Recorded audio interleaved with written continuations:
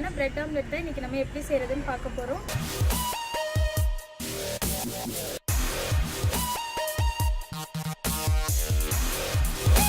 Hi friends, welcome to trending சமையல். இன்றைக்கி நம்ம ட்ரெண்டிங் சமையலில் பார்க்க போகிற ரெசிபி என்னென்னா டேஸ்டியான பிரெட் ஆம்லெட் தான் இன்றைக்கி நம்ம எப்படி செய்கிறதுன்னு பார்க்க போகிறோம். இது வந்து ஈவினிங்க்கெலாம் ஒரு கிரேட் ஸ்நாக்காக இருக்கும். இது வந்து திடீர்னு யாராவது வீட்டில் கெஸ்ட் வந்துட்டாங்கன்னா டக்குன்னு எக்கையும் ப்ரெட்டையும் வச்சு சூப்பராக ஒரு ஸ்நாக்ஸ் ரெடி பண்ணிடலாம். வைசு, என்னோட பிரெட் ஆம்லெட் எப்படி இருக்கும்? நல்லா இருக்கும். சூப்பராக இருக்குமா? எல்லாரையும் செஞ்சு பார்க்க சொல்லலாமா? சொல்லு. எல்லாரும் செஞ்சு பாருங்க.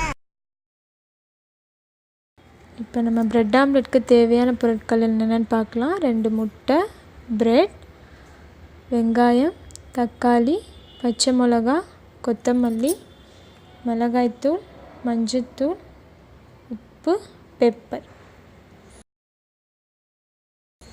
அப்புறம் நம்ம புதினா சட்னிக்கு தேவையான பொருட்கள் என்னென்னு பார்த்துடலாம்.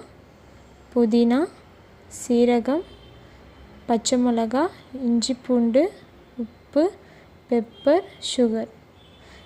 மிக்ஸி ஜாரில் புதினா போட்டுக்கோங்க. ஒரு பச்சை மிளகா, இஞ்சி பூண்டு, சீரகம், உப்பு, பெப்பர், சுகர். நம்மளோட புதினா சட்னி ரெடி ஆயிடுச்சு. 2 முட்டை, கொஞ்சமாக வெங்காயம்,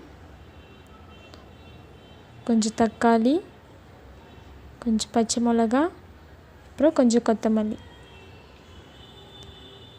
chilli powder, turmeric powder, pepper, salt போட்டு எல்லாத்தையும் நல்லா பீட் பண்ணிக்கோங்க.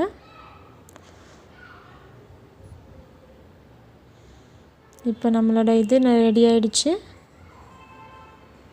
ஒரு ஸ்பூன் ஆயில் வந்து கடாயில் போட்டுட்டு அது ஹீட் ஆனோடனே நம்ம மிக்ஸ் பண்ணி வச்சுருக்கிறது எல்லாத்தையும் கடாயில் போட்டுருங்க.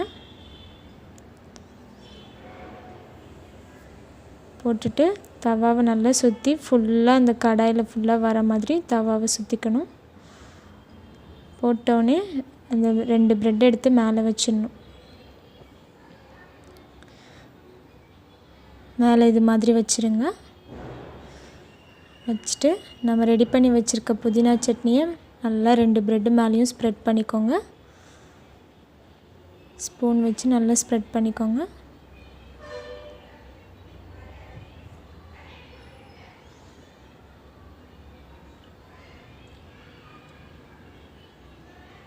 அப்புறம் சைடில் நமக்கு தேவையான ஆயில் ஊற்றிட்டு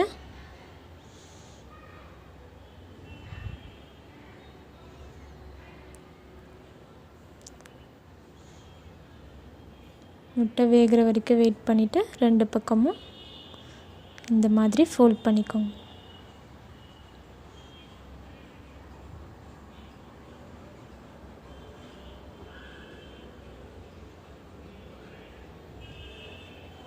ஃபோல்ட் பண்ணிவிட்டு திருப்பி ஒரு ஸ்பூன் நடுவில் வச்சுட்டு இந்த மாதிரி மடக்கிக்கோங்க. அவ்வளோதான். கட் பண்ணிவிட்டு மேலே பெப்பர் போட்டால் நம்மளோட பிரெட் ஆம்லெட் ரெடி. இந்த ரெசிபியை நீங்கள் வீட்டில் கண்டிப்பாக ட்ரை பண்ணி பாருங்கள். இந்த ரெசிபி உங்களுக்கு பிடிச்சிருந்துச்சுன்னா ட்ரெண்டிங் சமையலுக்கு சப்ஸ்கிரைப் பண்ணுங்கள். பாய்.